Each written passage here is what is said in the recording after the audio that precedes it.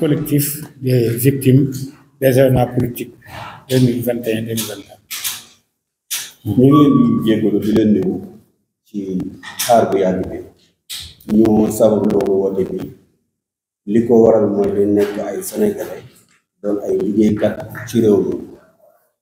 mi ñu gis am lu fi xew 2021 ba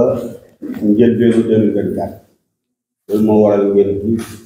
CV collectif victime waxtu 2021 2024 waxtu mooy li ci suñu kanam sabab li mooy gis nañu ne waxtaan am na déggoo am na képp kuy yëngu ci sa kër yi ñu yëngu doon liggéeykat réew mu dal moo la gën waaye bu am réew dalee ñi baal ñu ci bari ñi nga xam ne ñoom ñu moom seen alal tey liggéey dañuy soxla ñu ku leen jox cër bàyyi leen xel loolu moo waral ci suñu xam-xam bu gàtt ñu coordonné ne daañu woo képp koo xam ne liggéeykat la te liggéey nga yaakaar ñu waxtaan ak ñoom defar li nga xam ne ni politiciens yi amee fulla ak fayda ba ñoom ñi mën a mànkoo def liñ bëgg a def ba yegg fiñ bëgg a yegg ñun ñi nga xam ne politique képp lañu yaakaar te liggéey képp lañu yaakaar te bëgg ko ñun aussi ñu def benn dëgër laay bu dëgër tànk booloo ba nga xam ne ñii yàqale dañ leen fay seen alal waaye daañu fexe ba bu beneen li fi amoon du amaat loolu nag moo ñu poussé woon ñu xalaat ne foofu ñu def organisation bu mag organisation boobu nag comme ni ngeen gisee doyen Aliou ci ay réunion yu gudd nag ma wax ne mbir mi balaa élection di am bi nga xamee ne def nañu rek loi boobu ñu baalee gars yi ñu commencé nañu wéy waaye comme dañ bëggoon def lu dëgër mënuñu koo gaaw waaye nekkul ne élection yi dafa passé kuréel bi soor a taxaw déedéet fii réunion nañ ci tey rek ñeenteel bi yoon looloo tax ñu woote woon ñu bari waa UNACOIS yi dañ ci bokk ñi nga xam ne ñoom ñoo yàqule ci station yi dañ ci bokk ñi nga xam ne ñoom ñoo yor comme surtout yeneen grande surface ci gàttal dañ ci bokk waaye ñii nga xam ne tey moom laa dellal te Mamadou Ndiaye deux roues de Sénégal yëpp ci lañu bokk parce que xam ngeen li ñuy daj xëy xëy rek bind benn kuréel joxe na benn moto deetul daw biir temps ba del temps ñun dañ ci bokk Seydina Fall bii moo yor tous les cag-cag ci moom mooy trésorier bi bind très bureau bi Dame Badiane xàmmee ngeen ko mu jiite ambulant yi noonu la amee àllakan bi jiite marché hebdomadaire yi nekk ci réew mi yëpp ñun aussi ci lañ bokk noonu la amee organisation yi nga xam ne ñoom ñoo yor kees ki Orange Money yi nga xam ne ñoo yàq partout ñoom it ci la ñu bokk noonu la amee ay victimes yu direct mooy ki ñuy wax Demba Ndiaye ak pique bam la ñu yàq noonu la amee Moustapha Diouf boobu ngeen yaakaar lool moom lañ yàqoon ñaari bisam mooy bi gën a siiw foog naa ne Moustapha Diouf mu ngi loolu. Mesdames et messieurs de la presse, chers invités, chers membres, qui hérite l'arbre hérite autant les fleurs que les épines. Le mardi 23 avril 2024, Son Excellence Bassirou Diomaye Faye a demandé à M. le Premier ministre en plein Conseil des ministres de mettre en place une commission d'indemnisation des victimes des événements politiques de janvier 2021 à février 2024. Mieux, avec les ministres concernés, il devra rendre compte de l'état d'avancement du dossier tous les 15 jours. En attendant de connaître le mécanisme, le format et l'agenda, nous ne pouvons que nous en réjouir de cette décision, vu les traumatismes engendrés par ces douloureux événements et l'étendue des dégâts. La plupart des victimes évoluent dans le milieu informel. C'est ce qui nous a poussés à mettre en place ce collectif.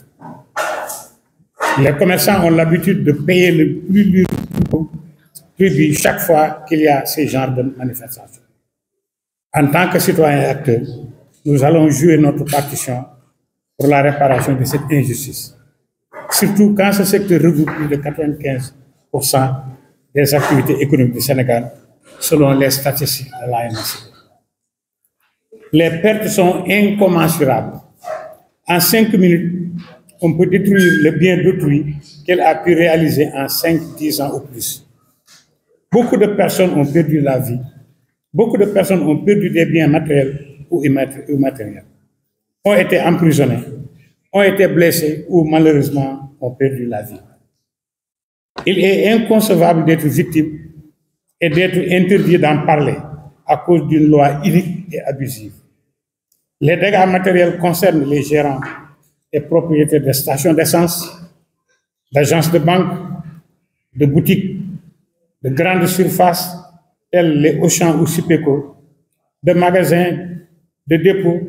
de bureaux, de maisons, de garages, de voitures, de tables de vente, etc. Les dommages peuvent être différents, mais toutes les victimes seront traitées par le collectif sur un pied d'égalité. Nit kenn du ko xeebal tiisam.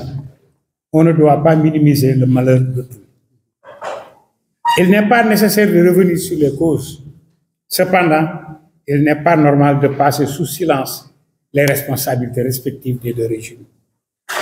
Le chef de l'ancien régime, en l'occurrence Macky Sall,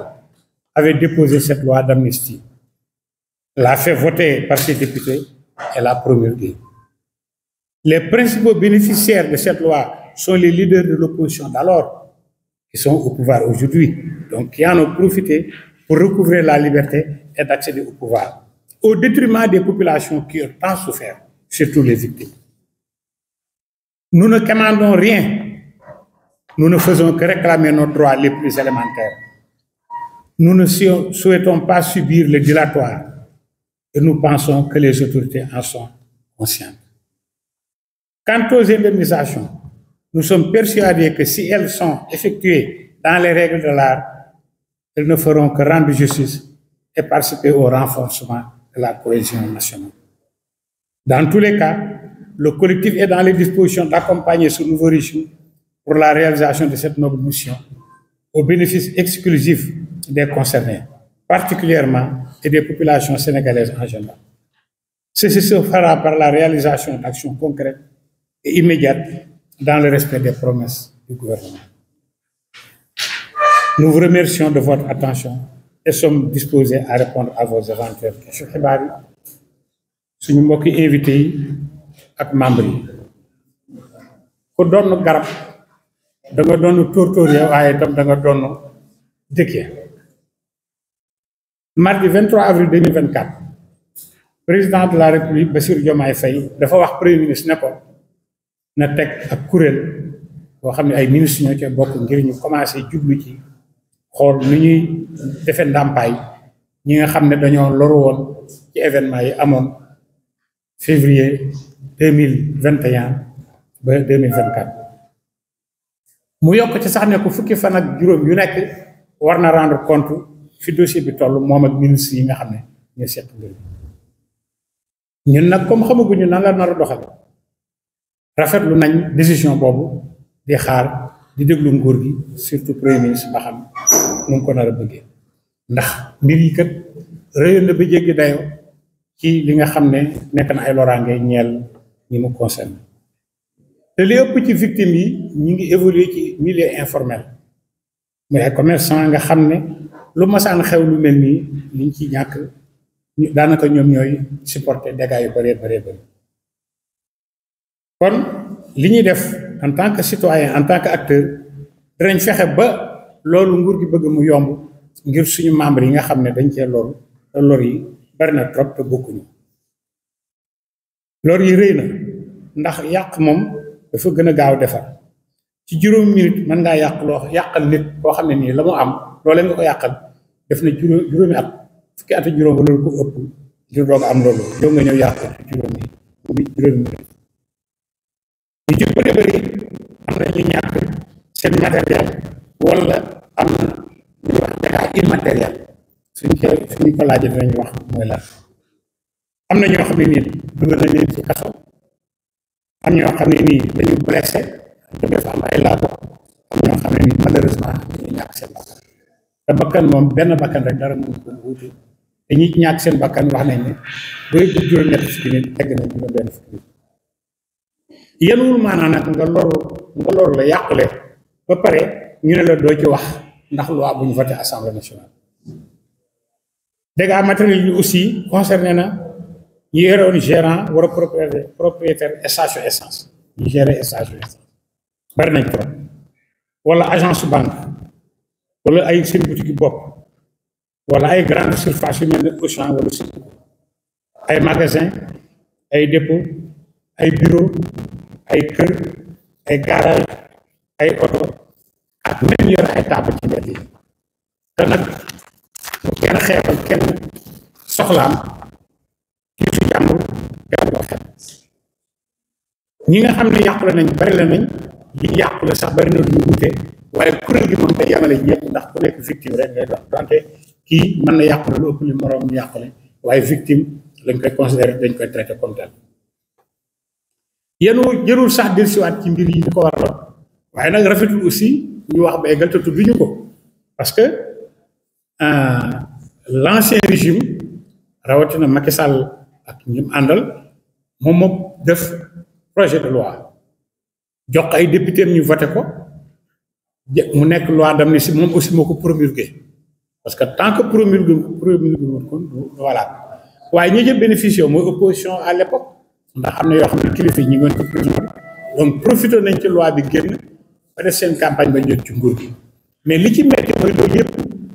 sur le dos des populations maanaam population bi mënu ci dara dafa xëy rek subir rawat na ñi nga xam ne dañ cee lorole ñun nag ñaanuñu dara yalwaanuñu suñu droit la ñuy laaj parce que ñun ñoo yàqule te ku ci nekk la mu yàqule moom moo ko xam diggante ma borom moom moo koy dund diggante moom ak conscience waaye bëgguñu dilatoire mooy di nigal dañoo bëgg niñ ko waxee ñu jublu ci noonu ba nit ñi jotaat seeni ndàmpaay te loolu yaakaar naa ne suñ autorité yi xam nañ ko biñ leen may dara ci wàllu woowu bu dee indemnisation bi nag njort nañ ne buñ ko defee ni ware buñ ko defee ni nga xam noonu la moom lañ les règles de l'art maanaam ñu defe ko ni ware du doon dara lu dul luy rendre justice ci ki nga xam ne injustice dal na ci koom waaye surtout dana renforcer li ñuy wax cohésion nationale ndax nit ñi am nañ naqar am nañ tiis dañ ko muñaale toogaale am na ñoo xam ne jotewuñu fi ñu jotee ba mën a yëkk seen kàddu ñu yëg waaye ñun ñooy waxal ñooñu ñun danañ waxal suñu bopp waxal ñi nga xam ne war nañoo wax te mënuñu wax lu man di am mooy collectif bi moom bari na pour ànd ak nguur gi liggéey ci lu nekk rawat na wàllu woowu ndax loolu justice bu ñu war a réparer la kon population sénégalaise d'une manière générale ak d'une manière particulière victime yi sonn nañ waaye am nañ yaakaar ci décision bi nguur gi jël léegi nag ñi ngi déglu fan la ñu mujj ak ñoom ci promesse yooyu nga xam ne joxe nañ ko mooy ay promesse mooy dig te dañ ne digee bor la kon foofu la ñuy tëjee waxtaan wi di leen jox kàddu déglu leen ngeen question yi ngeen posé ñu mën caa tontu kenn la ñu